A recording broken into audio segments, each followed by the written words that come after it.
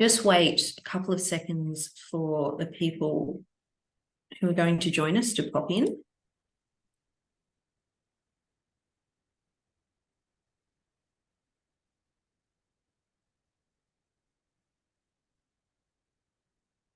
Can you still see my slide there, Liv? Yep. Yeah, good.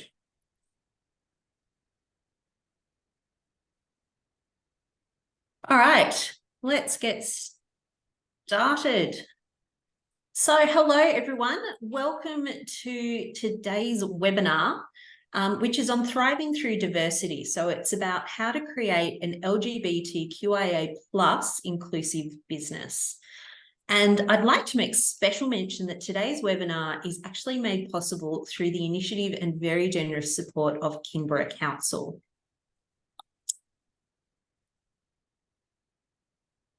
So if you haven't had anything to do with Business South before, Business South is me, Mikala, and I'm a small business facilitator. So what we do, or what I do, is provide you with assistance with your business idea, some startup advice, referral to other support providers. And I do this through networking events, workshops and webinars, and also community engagement events as well. And you can keep up to date on everything that we've got coming up on the events page on our website. And also, if you're not on our newsletter, jump on that. I send that out twice a month, and that tells you everything that's going on. And most of our services are provided free of charge. So today's webinar is actually going to be facilitated by Liv Hogarth from Working It Out. And Liv is the Learning and Programs Manager. So I'm going to stop sharing my screen and hand over to Liv.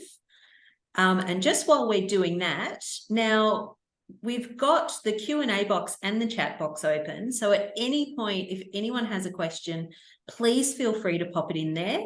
If it's relevant to the part that Liv's going through at the time, I will jump in and bring it to her attention so she can answer it then. Otherwise, anything else we'll save to the end. And as always, I'll be sending out a follow-up email after the event with links to anything that Liv mentions or any extra information. And so if you think of a question afterwards, please feel free to hit respond to that email and I can forward it on to Liv for her to respond to. So I am going to mute myself and stop my video and let you take it away. Thanks, Liv. Great. Thanks, Mikala. And yes, hello, everybody. Welcome to Thriving Through Diversity, looking at how to create an LGBTIQA+ inclusive business. As Mikala said, my name's Liv. My pronouns are she and her. And I guess a good little tip to start off with, that may be an unfamiliar thing for people to hear someone introducing their pronouns, but it's increasingly common practice just to acknowledge the idea that you can't always tell a person's gender and how they would like to be referred to by their appearance. We often make assumptions about these things by someone's appearance or name or how a person's voice might sound. But it can be quite uncomfortable and often distressing, particularly for transgender people, if you happen to make the wrong assumption. So I guess in particular this week, which is Transgender Awareness Week, it's really important to, I guess, be aware of why that practice is an increasing thing and why it's important and can be something that you might consider. But yeah, we'll go into some of that stuff a little bit more as we go. Before I do go any further, I will do my welcome or acknowledgement of country. So Working It Out acknowledges the traditional owners of country throughout Tasmania, their diversity, histories and knowledge, and their continuing connection to land and community. We acknowledge their contemporary Aboriginal communities who have survived invasion and dispossession and continue to maintain their identity, culture and Indigenous rights. And we recognise the value of continuing Aboriginal knowledge and cultural practice, which informs our understandings of history, culture, science and the environment. We also like to honour, it's important for us to express our honour and gratitude to LGBTIQA+ activists, advocates, friends and allies whose courage and strength have helped to make this a more just society for LGBTIQA+ populations and their friends and families. Their commitment to change, their resistance and courage to achieve justice has impacted on all of us to some degree. And it's important also to recognise that for some of us, there is ongoing hurt, anger and frustration. We need to be mindful of this in both the way that we work and engage with others. And that's essentially why we're still here and doing what we do. So just some brief, I guess, a little bit more introductions.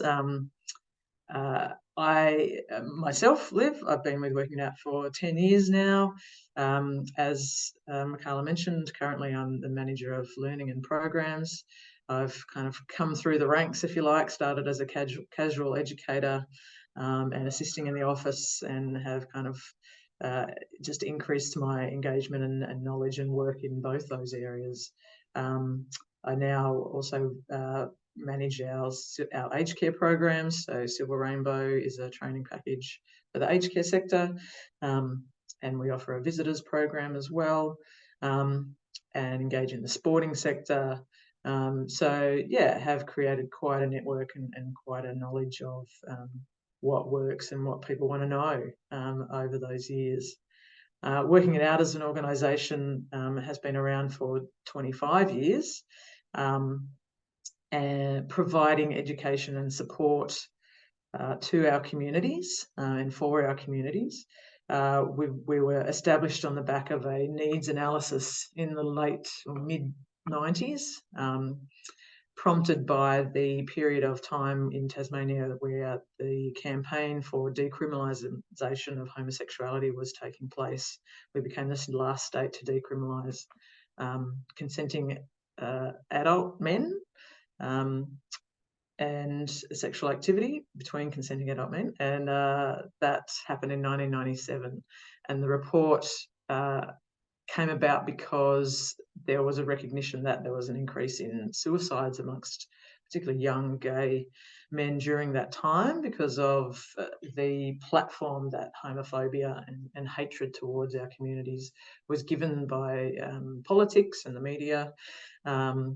And so that, it was recognised that at that time there was no direct support services available with the expertise and that lived experience to support people through those times. And that experience of coming to terms with your identity and how that fits in the world. So the recommendation was an establishment of an organisation. The report was called Working It Out. To acknowledge that phrase that we use when you're working it out who you are and your identity. And so the organisation name took on the name of the report. We continue to provide education. That was one of the other recommendations, that the organisation should provide education to the wider sector of services that LGBTIQA+ people might interact with predominantly. And so, we provide education to any sector now, that direct support to our community members, to their families and friends who might be seeking to better support their loved one. And a lot of advocacy work as well with government and so on. The content warning is there just because often the things that we talk about in our sessions can be quite challenging. There is mention of suicide and mental health, mental illness, and the alarming statistics around that for our communities. So it can be challenging. Some of the concepts are quite new and unfamiliar to people, and may raise a lot of questions for you or uncertainty. We often lack confidence around language in these areas because they are so new and unfamiliar. Just I guess a bit of a challenge to sit with any of that stuff that might be a little uncomfortable, and look at where that uncomfortableness might be coming from and be ready to challenge that and move forward with the new knowledge that you might gain. So starting with something that is often the question that people have. What do all these letters mean? Why do we need them? And yeah, so starting with the acronym that is often used to refer to our communities, LGBTIQA+. Plus isn't there, but the others are the more commonly used letters these days. I guess the A was recently adopted by the Tasmanian government, and so some become something that's more commonly seen in Tasmania, particularly over the last 6 months, but is increasing more broadly as well. And normally at this point, if it was a more interactive session, I would ask if anyone is feeling brave to say what they think all the letters stand for. But I will just tell you that we've got lesbian, gay, bisexual, transgender, intersex, queer, and asexual. That's the added one, and the community that advocated for the adding of that also incorporated that the A can stand also for agender and aromantic. And so on the next slide, I'll go through what each of those mean.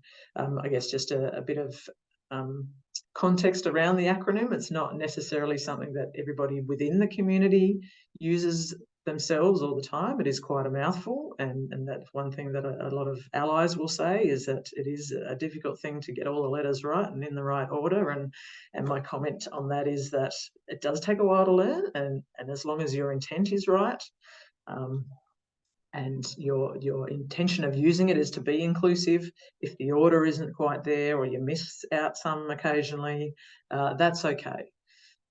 You will see it used in different ways across different parts of the country and the world, so there isn't a hard and fast rule about the consistency or how you use it. But yeah, if your intent is respectful and wanting to be inclusive, then that's the main thing, and people will understand that. You will maybe see other language. So I mentioned Q stands for queer, so often we use queer in a collective way to talk about the whole community. But that word does have a bit of history, and I'll touch on that a bit in the next slide, which doesn't always make it appropriate. The rainbow community is something I'm hearing increasingly as well, which is again a nice reflection of that flag that we have that can be used as a symbol for our communities. That was created in the late 70s in the US. So that has quite a history of being associated with our communities as well. So yeah, as long as your language, the intention of it is to be inclusive and respectful, that's the main point there. So yeah, looking at each of the letters, what I forgot to say on the other slide was that, yeah, we are talking about the diversity of sexuality, gender, sex characteristics, so what our bodies look like, and relationships, and the expectations around all of those. And we have these kind of assumptions in our society that everybody is straight, that everybody is, their gender is the same as what they were told they were at birth, that there are certain sex characteristics that define males and females, and they're pretty well set in stone, and that relationships look a certain way. But those things aren't fixed. There's a huge amount of diversity that exists around those. So that's what our community captures, is that diversity that sits around those kind of outside those norms or expectations and assumptions that we might have in our dominant society. So getting to the letters, as I mentioned, lesbians, L is for lesbian. We're talking about a person's sexuality, who they're attracted to, and in the case of lesbian, we're talking about women attracted to women. When we use the term gay, we're predominantly in the context of the acronym talking about men, but you will hear women use the term gay also. Again, we're talking about sexuality, so who you're attracted to. You may also see, I've used the word sexuality there, but you might see sexual orientation being used. They are often used quite interchangeably. So yeah, same-sex attraction in general, you could say, is what gay is quite broadly, but yeah, in the context of the acronym, it's included there, or refers there predominantly to men. Bisexual, often people think of it in the original introduction of the word, which was around attraction to men and women, that literal concept of bi meaning two. But in a more contemporary context, it's kind of evolved over time to mean attraction to more than one gender, or genders the same as mine and other genders. So it is a bit more broad, and that comes from that understanding of gender as being a bit more broad than just to men and women as well. So that brings us to the T. So transgender, we're talking about people whose gender identity, the way they see themselves and understand themselves in a gendered way, is different to the gender that they were assigned at birth. So when everyone's born, we need to register their birth, and that only has two options, males and females. So that is what we refer to as the gender you're assigned at birth, or your gender reported at birth, that kind of language. And I guess that language makes that distinction between something that is observed based on those physical characteristics and what a person might experience internally as they, grow up and form those kind of senses of identity. So yeah, a person's identity, the way they see themselves in terms of their gender, may be different to the gender that they were given, assigned at birth. So those people we refer to broadly as transgender. Intersex, that's the one that we referred to at the start as those diverse sex, or the way that people whose sex characteristics might sit outside those expectations that we have. This is what a male is like, this is what a female is like. But, the beauty of diversity in nature is that not everybody necessarily ticks all those boxes. So the sorts of characteristics, sex characteristics that we use to define males and females are things like our external genitalia, our reproductive organs, our hormones, and our chromosomes. So we have, medical definitions of what are typically male and what typically found in females. Not everyone fits those definitions in a hard and fast way. So the broad umbrella term for anyone who has variations of sex characteristics is intersex. And there's over 40 different diagnosed intersex variations. All with different measures or different ways of being diagnosed in terms of all those four things that I described: external characteristics, internal characteristics, hormones, chromosomes. And they impact on people in different ways and have a lot of different comorbidities as well. So yeah, a lot of complexity there, and again presents challenges in terms of everyone having to be defined or assigned as male and female. But this is talking in a more biological, physical way in terms of variations rather than that internal sense of self. So that, keeping in mind, transgender and intersex are very distinct. The next one in our order of letters is queer, and you'll note there that we've also included questioning, because that is a challenging time for people when they're just questioning their identity. Where do they sit? What are these different attractions or different feelings around gender mean to them as a person? And that's quite a journey, and can mean that connecting with people who might, identify in ways that they're questioning is really important as well. So yeah, hence including people in that space. Queer, we're talking about both gender and sexuality. You can see there in the purple text. So anyone whose gender or sexuality doesn't fit with those societal norms or cultural kind of expectations that we have around who you're attracted to and that your gender is fixed from birth. So the diversity is covered there under the term queer. It may be that both those diversities are experienced by the one person. So yeah, queer can be a good broad term that captures anything that sits outside the norm. And it may be that a person uses the term queer interchangeably with a term like lesbian or gay or bisexual, just to signify that they do sit outside those normal cultural kind of expectations. Norms, I should say. Normal, not a good word in our space. And I mentioned before that queer can be used by some people to refer to the community more broadly, to be that umbrella term that encompasses all of that diversity. And I did mention earlier, though, that doesn't always sit comfortably with everybody, because queer has that history of being used as a very targeted word in terms of expressing hatred or dislike of our communities. And so, yeah, has that history of being a slur. So many people who experience that being targeted towards them still aren't comfortable. The use of the term has shifted, but, we do still hear that people use it in that negative way. So for some people, that isn't a comfortable word. So if you are looking at language that you want to use within your business or your organisation, then you want to be clear that it's a comfortable word for you, your employees, volunteers, and the community that you serve. It's a comfortable and okay word for them. I say that in a sense before you start using it as a coverall. So if you're talking about something being for the queer community, then that's different to saying it's for the LGBTIQA+ community, because in that full acronym you're encompassing everybody. Hopefully that distinction is clear. But yeah, a lot of these things, a lot of these words, I should say, while a person may in their actions and behaviours exemplify what we define as each of these words being, they may not necessarily use that term to describe themselves, which is why often more broad language can be preferred that doesn't kind of narrow down these kind of strict definitions of what these identities might be.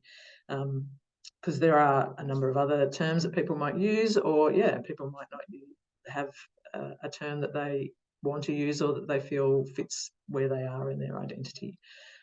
So there are limitations around the acronym, and any language is going to have limitations.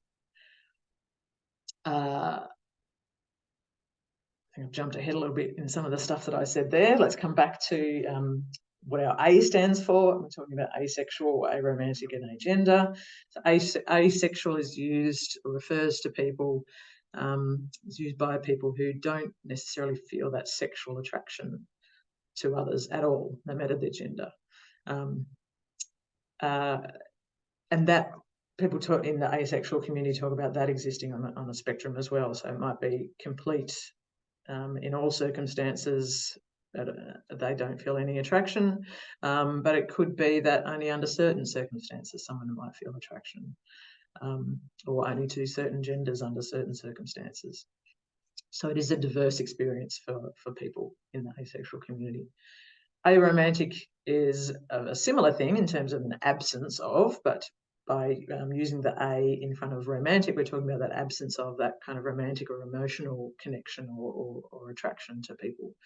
So sexual attraction and romantic attraction, people often identify that they experience those two things in different ways and in different circumstances towards different people. So that's kind of why that's encompassed there. And agender, people describe often, or people who are agender describe this complete lack of a sense of gender. So not necessarily transgender, but just a lack of a sense of gender in any way. The plus, we use the plus just to refer to, I mentioned there's a number of other terms that people might use, and so the plus is there to represent those, I guess, more minority identities or identities that might come under umbrella. So we mentioned bisexual is attraction to more than one gender. Pansexual specifically was introduced to, I guess, provide another term that was, in a language sense, distinct from bisexual and how it was being used at the time. So pansexual, I think, was introduced around the late 90s as that understanding of gender being more of a broader thing than just two ways of describing, or two boxes. So yeah, pansexual is that, I guess, the definition I've seen that makes it distinct is to be attracted to people regardless of their gender. So there's, a bit of intersection there. And non-binary is that, again, that acknowledging that gender is a spectrum. And while people do still and more commonly identify with those, I guess, what we might call the binary boxes of male or female, and so, even in a transgender sense, people might transition in that binary sense from male to female or female to male. But for some people, they don't identify with either of those boxes. So that's where non-binary comes in. So in a literal sense, anyone who sits outside the binary in terms of the way they see their gender. And yeah, a number of other terms that you might have come across, or if you were to look into diverse sexuality or diverse gender, you might come across other terms. So that's where the plus is. And yeah, some of the stuff I started to touch on around language emerging as people start to realise that the way they experience gender or sexuality doesn't quite fit in these other terms, and they might start to explore different ways of, in a language sense, describing who they are. And then as other people hear and understand those nuanced ways of describing gender or sexuality, they might identify with that term that is different to anything that they've heard or seen before. So new identities emerge and communities emerge around those new identities, which creates that sense of belonging. That's where our language and our labels sort of really come into their own, because they do support us and help us to create that sense of belonging, sense of connection, sense of community with others who have similar lived experiences. And I say similar intentionally because not everyone's experience is the same. All of the aspects of our identities outside of just sexuality and gender make our lives, unique and individual. But we do have those commonalities that bring us together.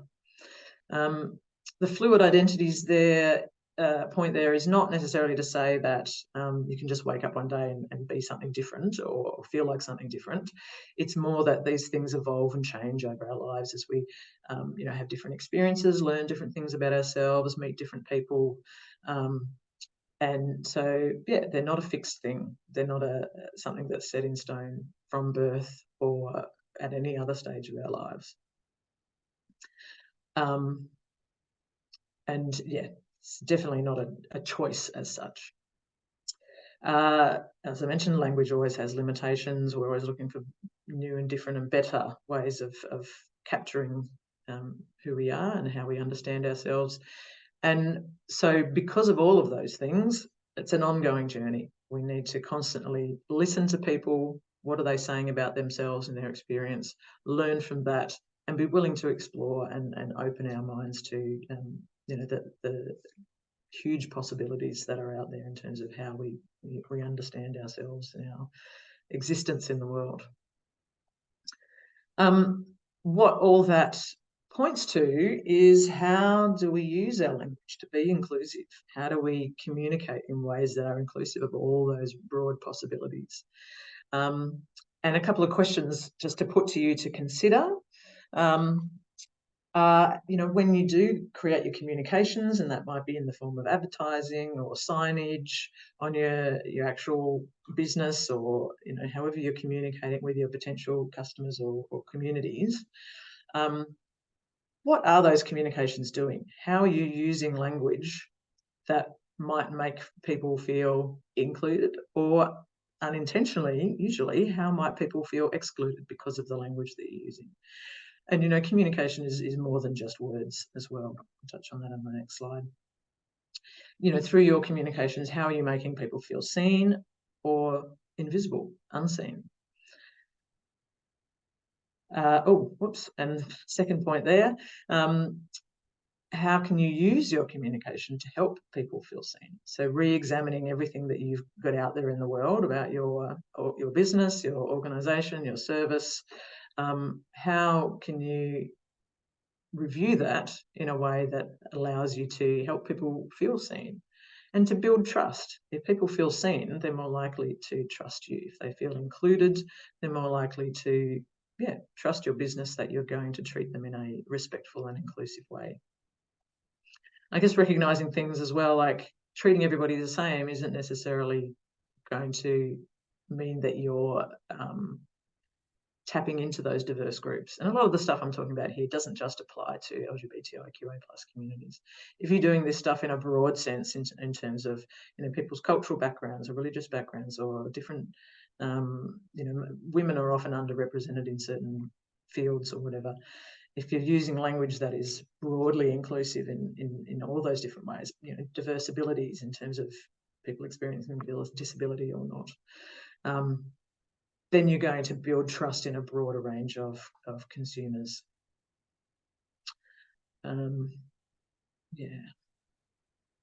So key points to take away in terms of communication. that language is powerful. Language is your way of gaining and keeping customers and people, you know, members of your community, your organisation, your business's community. And you do that, the power of that is in avoiding assumptions. That people's identities are important, and we have all sorts of identities, not just our sexuality and our gender. You know, we're sisters, brothers, children, parents, sports players. You know, we have all sorts of aspects of our identities, and they're important to everybody. But your identity as a business and as a service is also really important. So how are you communicating that? That it goes beyond words. I touched on that. So in your imagery, how are you representing people that are outside of those norms that we do see every day, that are our assumed kind of, this is the average Joe Blow? How are we engaging through imagery and symbolism, etc. If you're using inclusive language, then you're affirming the diversity that people are living with every day. You're saying, yes, we see you, we understand you, we see the value of you in our communities. If part of your business practice means that you need to gather information from people in order to provide the best service possible, then how are you gathering that information that is sensitive? And if you're doing that, asking in a sensitive way, you're providing safety to people, that they are being respected, that they're not being dismissed, that they're not being, their identity is not being ignored, I guess. How is your communication demonstrating that you respect their confidentiality and privacy? You know, again, in that context of if you're having to gather information from people about, you know, you have membership forms or intake forms. What are you doing with that information? How are you communicating what you're doing with that information to your consumers, your customers, that builds that trust through communicating your respect for their confidentiality and privacy? And I guess the biggest takeaway is using your language and communications as though everybody might be LGBTIQA+. And if you do that, you take away any of those assumptions that everybody's straight and everybody is cisgender. And I forgot on the previous slide to introduce that word. So cisgender is the word that we use to describe people who aren't transgender, essentially. So trans is a way of describing people whose gender is different to their gender assigned at birth. Cisgender is to describe people whose gender is the same as their gender assigned at birth. So if we take away those assumptions that everybody's straight and everybody's cisgender, then we can use language in a way that does include everybody who sits outside those cultural norms. We're going to take a little shift away from thinking about language and how we use it to, I guess, why it's important to use inclusive language. And yeah, the general case for being inclusive. We're in a fortunate position here in 2023 to have a lot of research behind us and quite recent research and longitudinal research as well. So these two particular pieces of research, you'll note Private Lives 3 and Writing Themselves In 4, respectively the third and fourth iterations of these pieces of research. The first one's being done in the early 2000s, I think. And so there's ongoing data that shows that and they're based around people's health and well-being, surveys around people's health and well-being for people over 18 for Private Lives and people aged 14 to 21 for Writing Themselves In, so focusing on that younger cohort.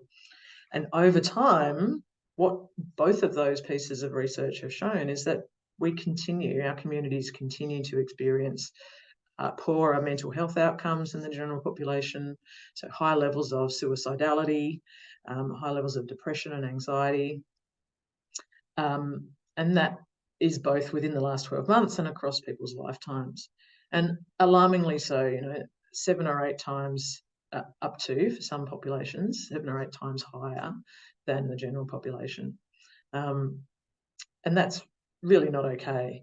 And so anything that we can do in whatever sector you're in to address statistics like that is really important and powerful work. In Tasmania, a couple of years ago, the state government commissioned the University of Tasmania to conduct a survey of our communities here in Tasmania and their experiences, primarily with interacting with state government services, but just in general, public life as well, because I guess so many of our services do address people's safety and so on. And again, there were some quite alarming statistics that came out of that, and they've very handily highlighted some of those. So I'll just go through a couple in the next 2 to 3 slides. So yeah, over 800 respondents, which is a huge number of respondents for a survey like this. So a good broad representation of our communities.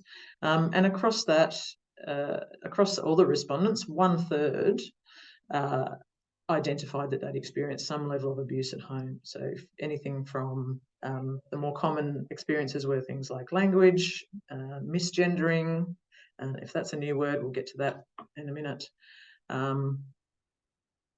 and through to, that experience of physical violence even. And that at home can be, as a young person living with parents or as an older person living with children, but also, partner violence as well, abuse between partners. And the other one highlighted there is that people don't report these things, that people are really reluctant.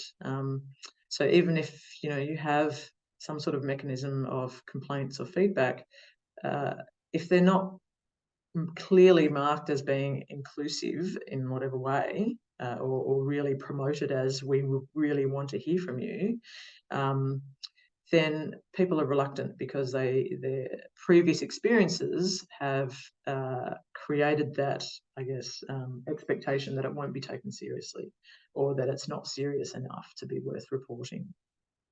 So being mindful of those sorts of things when you're developing your feedback systems.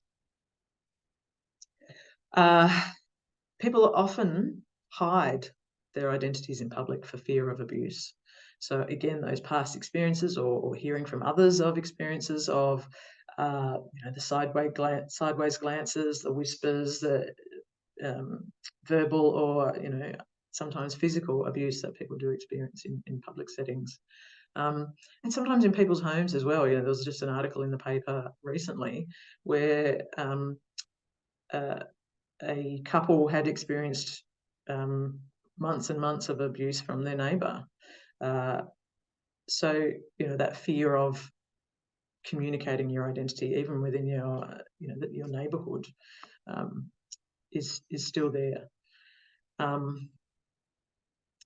And, a couple of kind of, I guess, private sector, potentially small business settings there of cafes, restaurants and pubs. People are still feeling unsafe to be open about their identities in that public way, including public displays of affection. People identifying, 17% of people identifying that they feel somewhat or very unsafe in Tasmania. And predominantly those respondents were from the trans and gender diverse communities. So, yeah, something really, an area to really focus on in terms of expressing your inclusion. School is still an unsafe and risky place where people do still experience abuse. That's no doubt lower than it used to be, and working it out, it does a lot of work in that space. And the last slide here from highlighting things from our Tasmanian survey is around this idea that people are told that their sexuality or gender identity, the diversity of it means that there is something wrong with you and it's something that could be changed or fixed or suppressed in some way. And 97% in some way have had that sense of there's something wrong with you being expressed to them during their lifetime. And 5% have experienced some type of formal conversion practice. So a conversion practice is a formal way of trying to suppress or change or inhibit a person's diverse sexuality or gender. And that may be in a religious context, but it might also be in a medical context. Both of those things have happened historically. So, you know, the stereotypical things that we think of are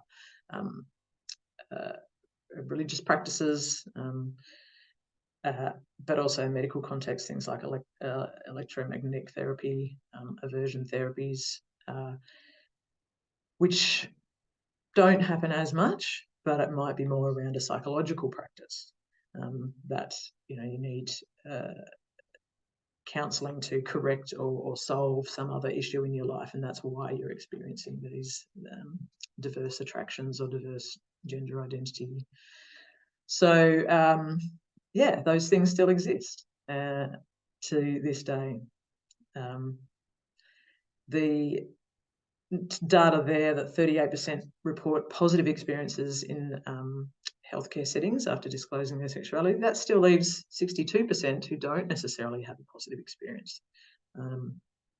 So something to think about there if you're in the health setting, or any setting really, but yeah. And then finally, a bit of a silver lining, I guess, that 2/3 are somewhat or very happy with their lives.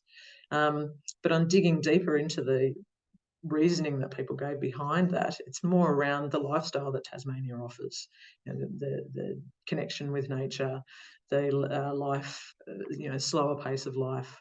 So not necessarily things that are directly linked with their identity, but then also people did say that finding connection within community, and that Tasmanians do that really well, because they recognise that there is still a lack of safety and a lack of acceptance in many parts of our society. So people are really good at supporting each other and creating supportive spaces for our communities to find that sense of connection and community and belonging. Just a slide here to focus on, I guess, as a workplace, as an employer, what are good things to be mindful of in terms of staff, and why and whether staff are okay to be open and out about their identity at work, and what impact that has on them as a worker.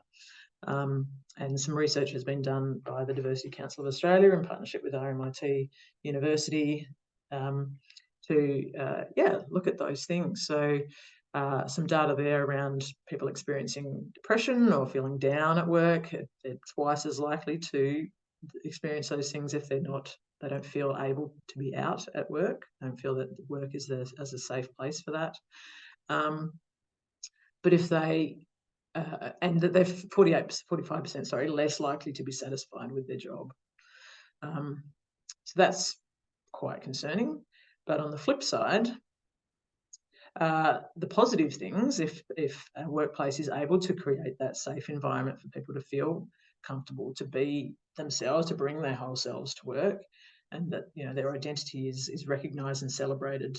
And it doesn't need to be anything over the top. It's just you know, recognising significant things in people's lives in the same way as you might for a heterosexual person. So somebody who's gotten engaged or is having a baby or gets married, has a significant anniversary, recognising those things for a same-sex couple in the same way that you would for a heterosexual couple, for example. How you respond when somebody discloses that they want to transition their gender.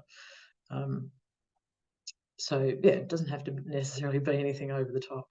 But if people do feel safe because those things are being done, those those inclusive practices are being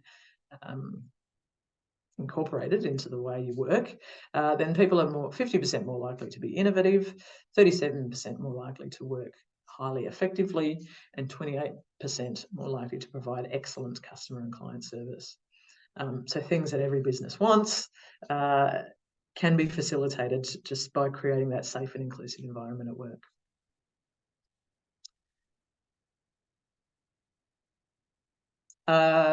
Just to put things in the context of the law, our legislative frameworks, and different policy and guidelines that might exist in different sectors. I guess to start at that international level, that we do have that Universal Declaration of Human Rights, which protects our rights in all sorts of different ways. So that's kind of that overarching guiding principle.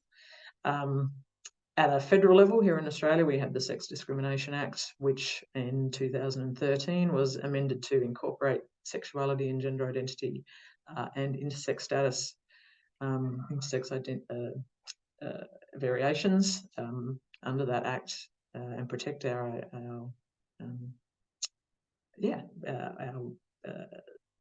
to protect us from discrimination. Sorry, lost my words there.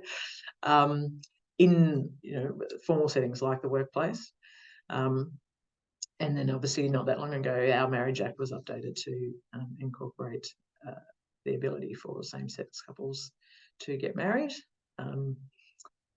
which, in that social sense, gives real validation and legitimacy to our relationships and our identities.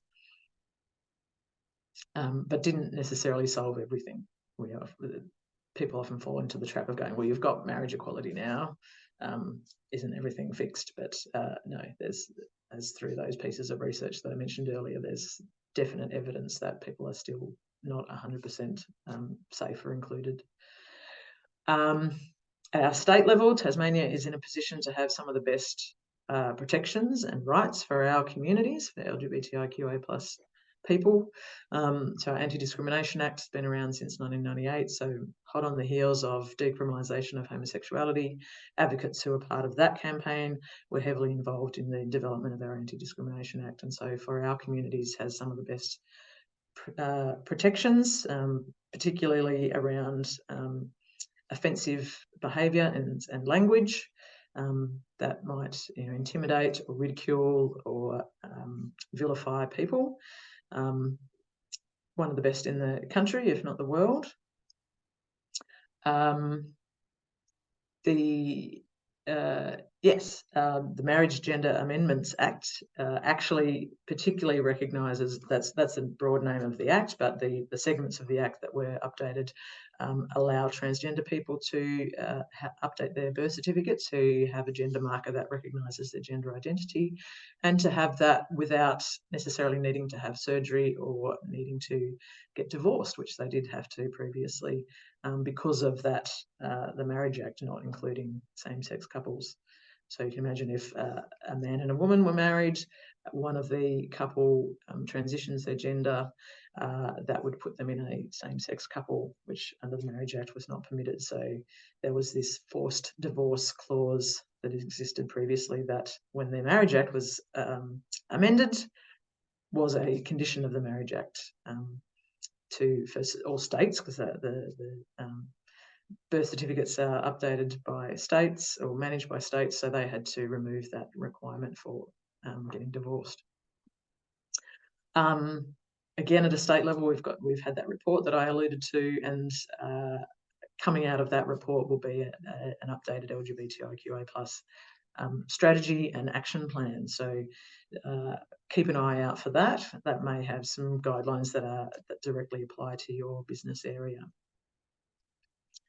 And I just wanted to mention, I guess, in the sector section there, particularly the reason we're here, I guess, is Kingborough's LGBTIQA+ engagement report and action plan.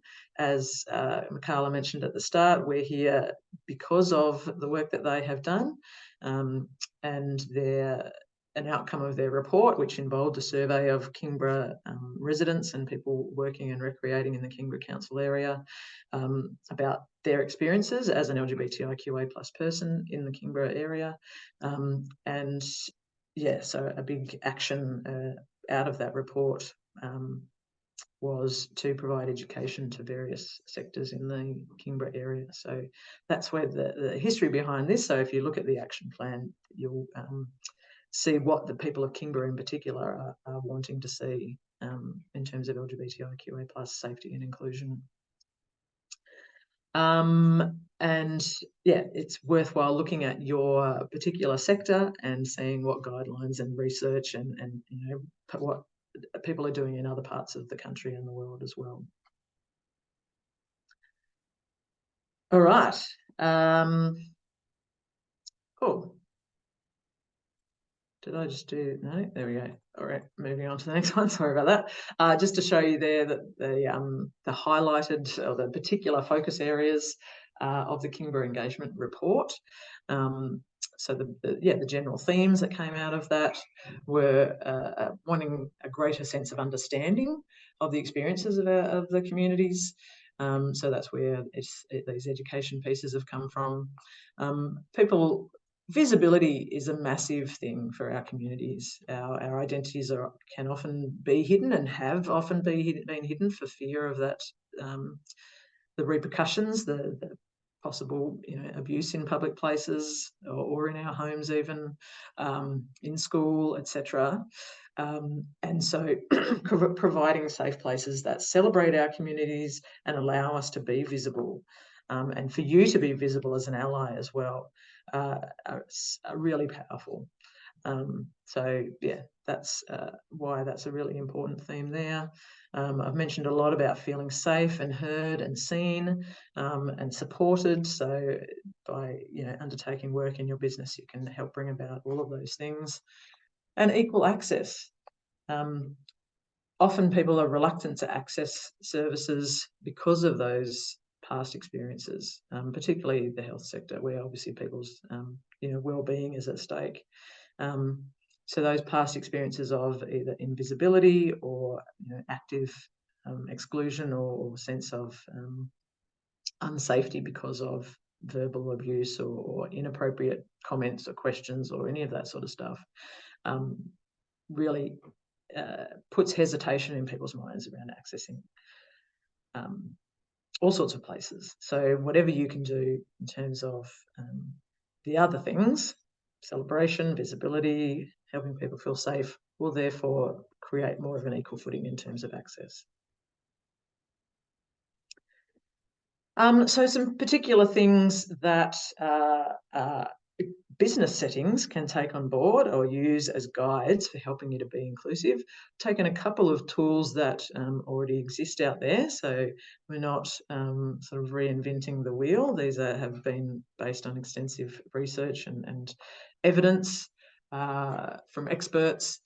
So this first one is from an organisation in New South Wales called Pride in Diversity. They're part of LGBTIQA+ health service called ACON, and that is a really useful. They have extensive sets, a series of resources and so on around all sorts of things. Worth looking at the ACON website and seeing all the resources that they have. So this is one of those under their Pride in Diversity program, which focuses on education and support and recognition of LGBTIQA+ inclusion in business. And they have an actual way of recognising how businesses are going in terms of their inclusion. So they have an awards ceremony that's based on the trying to remember the acronym that goes with their index. It's an inclusion index. Sorry, the name of it escapes me. My apologies. But yeah, if you look up Pride in Diversity, their website, you'll find out. But they've created these guidelines for being an inclusive business. Sort of that journey along the road represented there, because it isn't something that you just fix overnight. It is an ongoing journey, and there's all sorts of steps along the way. So some key things there. We've talked about the law. So knowing where you stand in terms of the law, what are your obligations, your responsibilities under the law. Ensuring that yourself as the business owner or manager and any staff that you have an understanding of terminology. And just to jump down to the bottom right there, then if people aren't using the right terminology that may exhibit that kind of behaviour that we might put under homophobia or transphobia, then addressing that sort of thing quickly as well, not allowing inappropriate language or comments or behaviours to happen on your watch. And on that, providing training to your teams, all your staff, you need to be confident that they're on board with this as well. Creating a sense of shared understanding, and once, if your staff are always seeing you provide a good example, that you're modelling what you're expecting from them as well. We've got, again, highlighting being respectful of people's confidentiality and sensitivities around their identity being known and shared. That if people want others in their workplace to know, it's up to them. It's their information to share. It's not, if someone tells you that they are transitioning or they want to transition or that they have a same-sex partner, it doesn't necessarily mean that they want everybody else in their workplace to know. So yeah, being mindful of those sorts of things, and assumptions on the left-hand side there as well. Knowing what assumptions you make without even thinking, just stepping back and being non-judgmental, I guess, towards yourself, to recognise what do you say all the time without even thinking, and then making those steps to be conscious of not saying anything that might be unintentionally excluding people. Another framework that's been developed in Victoria, they went out to regional areas in particular to create these, what they call Rainbow Ready roadmaps for various sectors in the community. And it provides a really good framework, I think, for us to use here in Tasmania as well. A lot of our settings are rural and remote, regional, all those things. So one of the settings is their business setting. And each different setting comes up with particular goals for their setting. So the business or service understands LGBTIQ plus inequalities and ensures their services are LGBTIQ plus inclusive and welcoming. You can see there that that particular document doesn't include the A. I think it's a couple of years old now, so the A, as I mentioned, is a more recent addition. And then each document goes through, each guide, goes through different indicators that you are working towards in achieving that goal. So they're built around 4 pillars. First 2 pillars are understanding and inclusion, and then there's a number of indicators. So for understanding, we've got education to your staff. Under inclusion, they've got that you're seeking feedback and ways of engaging with your customers and service users about how you're going, what you could do better. And then the other 2 pillars are visibility and safety.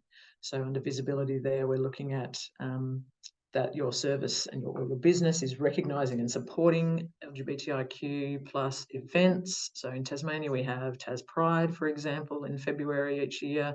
So that perhaps you can engage in that. But there are plenty of other examples of more small local grassroots organisations in your local areas who might be having events who could do with a little bit of extra promotion, or could even do with a venue or some sort of physical way of or financial way of supporting those events. We talked about inclusive language a lot and images, making sure you're being representative of different diversities. That you have some sort of public statement or way of expressing your values in this space to your customers. That visibility I mentioned is a really key thing for our communities. And the last one on visibility there is that you'd have a message of welcome. And on the next slide, I'll show you an example of how you can do that. And finally, safety. We've talked a lot about people feeling safe. So is your workplace, is your business a safe workplace for your LGBTIQA+ staff? Talked about, if you're gathering data from people, so making bookings or having assessment procedures, are they LGBTI inclusive? Do you have ways of recognising broad gender identities, not just male and female, for example?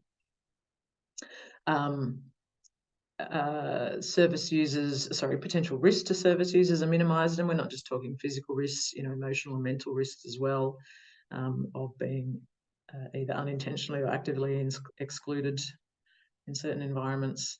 And the last one there under safety is that you, as mentioned on the previous one, that you address anything that might appear as being phobic or anti, whether it's intentional or not, that those sort of incidences are addressed. So, cafe setting, and people are having a quite audible conversation about how they don't agree with marriage equality, for example, and using quite inappropriate and hurtful language. So, as a cafe owner or the staff working in that cafe, are people equipped to be able to address that? Knowing it doesn't matter whether you know for sure that there are any LGBTIQA+ people in the cafe at the same time. There might be that people aren't, as we've discussed, aren't always feeling safe about disclosing that, and certainly won't feel safe about addressing that themselves. And that could be a cause for people to leave your cafe and not come back. So yeah, just being mindful of creating those safe spaces. All right. So I mentioned that there are ways that as an organisation you can show your allyship through processes, signage, etc. One that Working It Out has developed is a website, a directory that you can list your business or service on, and it's open to you describing what you're doing as a business or a service that makes you an LGBTIQA+ friendly and inclusive and safe service. There are particular ways that your business can be recognised. So are you sponsoring or making donations to LGBTIQA+ organisations and charities? Are you have you provided education to your staff? Is your paperwork inclusive? Are your policies inclusive? Do you do particular things for the trans and gender diverse community? So, for example, you're a hairdresser and you have gender neutral services. Some places very much promote themselves as being a place for women or a place for men, which can be quite intimidating for trans and gender diverse people who are particularly in the early stages of their affirming their gender. So to know that a place has gender neutral approaches and attitudes and even pricing can be a real indicator to somebody that you are a safe place. So yeah, promoting any of those things that you do with and for the community will earn you a particular badge on your listing. And by being listed, you also get that logo as a sticker to put in your window or on your website, social media, where it is appropriate that you do have your online presence. So that's all free at the moment. We will be hopefully in the next year or two refreshing that, because it has grown to a point where the platform that we're using isn't really fit for service. That's not to discourage you from getting listed, but it's just to say that be cognizant of that when you have a look at it. So yeah, just jump on that URL, signpost.org.au, and that will find the signpost tab to sign up there. And the other one, if you're in the tourism or hospitality sector, is an accreditation that that's called Rainbow Tasmania, that's managed by the Tourism Industry Council of Tasmania. I think that's what it's called. But I think you can get a link to it through Discover Tasmania. They have a really zhuzhed up sort of LGBTIQA+ section on the Discover Tasmania website, which is really great. But yeah, you can get this accreditation through, again, a quick way of identifying what you've done to be inclusive, which particularly focuses on staff training and your policies around being in alignment with the Anti-Discrimination Act. So fairly straightforward for that sector, but is really powerful to people who are travelling, whether they're Tasmanians themselves or people travelling from overseas. That rainbow symbol, either of those on the screen there, are really powerful tools to communicate to LGBTIQA plus people that at least you've thought about this stuff. You're aware that there are barriers and that there are reasons for people feeling excluded or unsafe in other environments, or broadly in the community. And by displaying a rainbow symbol, you're sending that message that you've thought about this stuff and that you are making attempts to be a safe space. So yeah, that's pretty much all I have. If you are either here live today or when you're watching this down the track, we'd really appreciate if you could give us some feedback on this session. I haven't updated the code there where it says Vantage. Obviously, that suggests that I have done this similar session with the Vantage people, if you're familiar with who they are. My apologies there. If you could put Business South instead, that would be very much appreciated. So don't use Vantage as the training code there. Please use Business South. So yeah, your feedback is always welcome. And yeah, just the final slide there with our contact details if you want to follow up for some staff training or ideas questions about how to go about inclusion in your business or service. We certainly very much welcome your contact. Fantastic. Do you want me to stop sharing the screen there? No, that's fine. You can leave that up in case people want to write any of that down. I will include the URL and the updated training code in the follow-up email. Beautiful. So people have that one. And we haven't had any questions so far. So we've gone just over an hour. So we might just leave it at that. And as I said, if anyone does have any questions after jumping off this webinar or watching the replay, please feel free to hit respond to the follow-up email that I'll be sending out and let us know, and I'll forward them to Liv, and she can provide advice on that. But thank you so much. It was informative as always, and there was lots of really good information. I think I've got most of those links that you provided before, but yeah, if there's anything else new in there that you could just shoot those through to me, that'd be amazing, Liv. Oh. Awesome. Well, thank you all for your time. You're very welcome. Hope to see you, speak to you again soon, Liv, and everyone else. Hope to see you at another one of our events really soon.